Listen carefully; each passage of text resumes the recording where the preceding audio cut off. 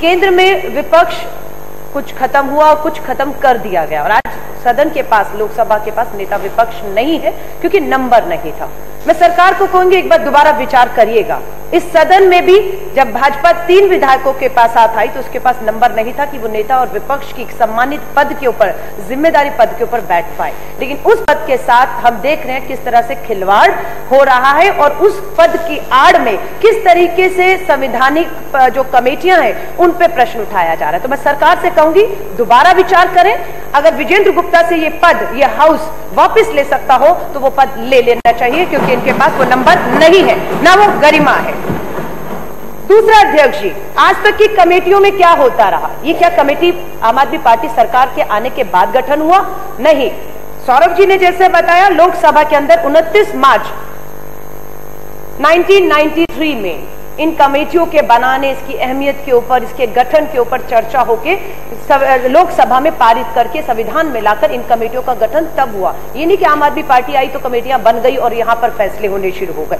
इन कमेटियों में आज तक प्रश्न क्यों नहीं उठा? आज तक ये आवाज क्या पिछले 1993 से, या मैं कहूं जब से दिल्ली का विधानसभा बनी, ये कमेटियां बनी, क्या कभी ये प्रश्न उठे कि ये कमेटियां निष्क्रिय है, ये कमेटियां अपनी जिम्मेदारी, अपने काम को नहीं निभा रही, इसलिए इन कमेटियों को भंग कर देना चाहिए? अध्यक्ष जी, एक आवाज पिछले सालों में आज तक नहीं उठी कि इस कमेटियों के सदस्य करते क्या है।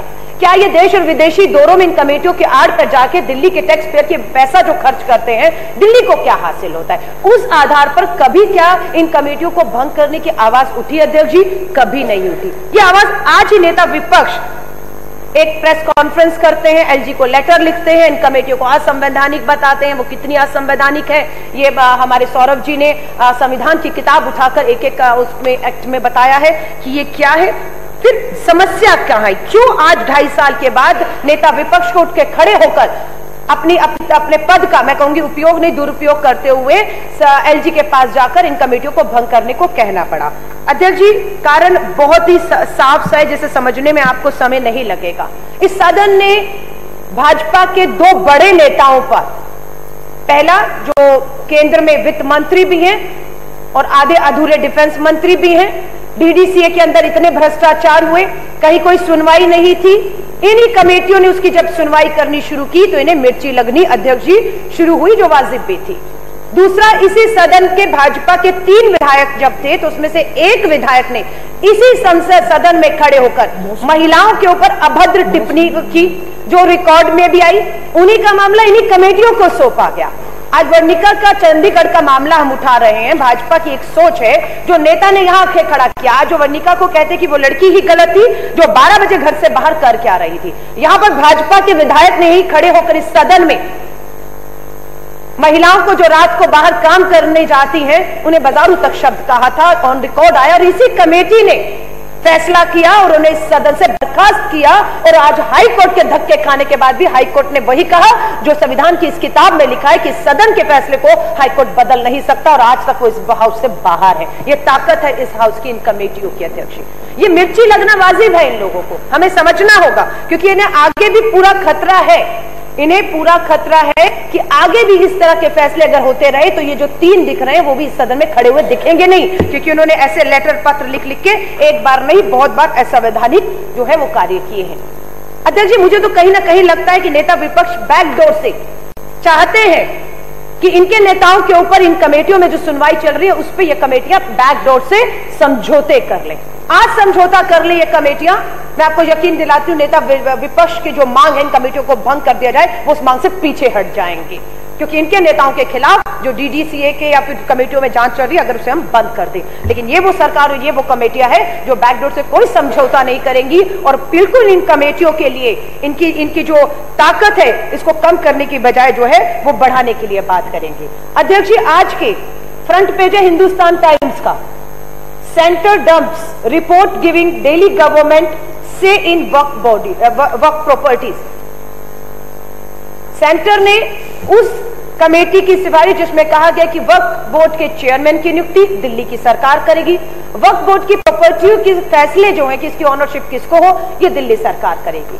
आज इस फैसले को सेंटर ने जो है वो बिल्कुल कूड़े के उसमें डाल दिया है कि नहीं, इस पे दोबारा कमेटी बैठेगी, दोबारा ये कमेटी फैसला करेगी कि वक्फ बोर्ड के चेयरमैन और उसकी जमीनें जो है उसका फैसला दिल्ली की सरकार करेगी या कोई और करेगा। और ये फैसला जो है किसी और के कहने पे नहीं, विश्व हिंदू परिषद आरएसएस के दबाव में किया जा रहा है कि किसी तरह भी ये पूरी ताकत, ये पूरी जमीनें दिल्ली सरकार से हथिया दी जाए और इन्हें जो है कमर्शियली डीडीआई को देकर जो है जैसे प्रॉपर्टी के दामों पर बेचा जाता है उसे बेचकर व्यापार करने की सोच की जाए। और जिन्होंने ये सुझाव दिया है वो कौन है? उनका नाम है एडिशनल सॉलिसिटर जनरल, जिनका नाम है मिस्टर संजय जैन। अभी सही बात, महान आदमी है, इनकी महानता के बारे में हमने नहीं, भाजपा के बीजेपी के नेता डॉक्टर सुब्रमण्यम स्वामी ने बहुत बार कहा है।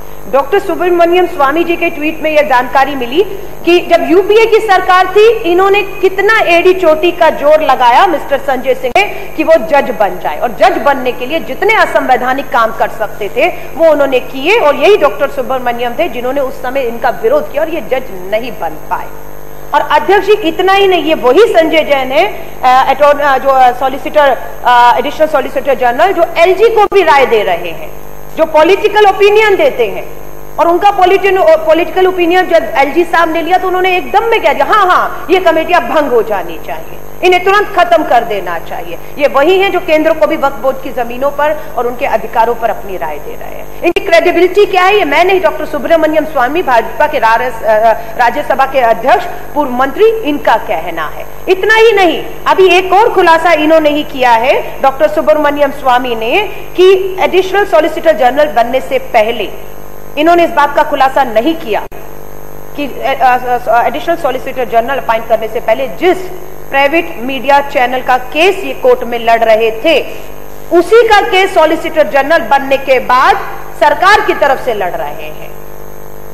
आप समझ सकते हैं कि जो शख्स जब खाली वकील था, जिस प्राइवेट चैनल का केस लड़ता है, और जब एडिशनल सॉलिसिटर जनरल सरकारी पद पे आता है तब वो सरकार की तरफ से उनका जो है वो केस लगता है, तो आप समझ सकते हैं कि इनकी क्रेडिबिलिटी क्या है और किस तरह से इनकी नियुक्तियां जो है वो की जा रही है। अध्यक्ष जी, मैं यही आपसे निवेदन करूंगी, और एलजी साहब तक बिल्कुल मुझे जानकारी हुई कि इस हाउस की प्रोसीडिंग को वो देखते हैं, सुनते हैं अपने घर में। मैं एलजी साहब को भी कहूंगी कि ऐसी पॉलिटिकल ओपिनियंस लेने से पहले, उस पर विचार करने से पहले आपको संविधान की किताब की तरफ देखना होगा कि संविधान में क्या लिखा है।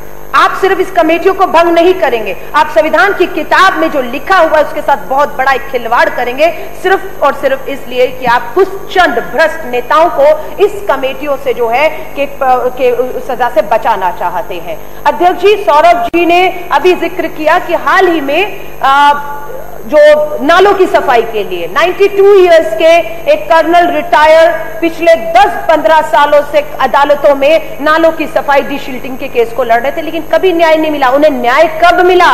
जब उन्होंने अपनी याचिका पेटिशन कमेटी के सामने दी, उन्होंने सुनवाई की और उन्होंने यकीन दिलाया कि इस पे कार्रवाई होगी और सारी चीजें आई। दूसरा, अभी यही कमेटी ने जब पता लगा अस्पतालों में दवाएं नहीं मिल रही, अध्यक्ष जी, यही कमेटी रात को 10 बजे से 2 बजे तक रात को एक अस्पताल में जाकर ये सुनिश्चित करती हुई दिखी कि मरीजों को मिल रहा है या नहीं मिल रहा, वरना अधिकारियों की जवाबदेही तय की जाए। अध्यक्ष जी, ये कमेटियों की अहमियत बहुत है। मैं ये कहूंगी जो भी इस पे प्रहार करे उसे हल्के में नहीं लेना चाहिए। ये सदन इस बात को गंभीरता से लेगा, और मैं आपसे कहती हूँ नेता विपक्ष के पद को लेकर ये सरकार विचार करे, और नेता विपक्ष ने जो पत्र लिखकर प्रेस में इस कमेटियों को और कभी राज्यसभा को भंग करने की बात की, इनके खिलाफ जो सख्त से सख्त कार्रवाई हो सके वो होनी चाहिए, ताकि आगे 2.5 सालों में हमारे पास एक सबक रहे।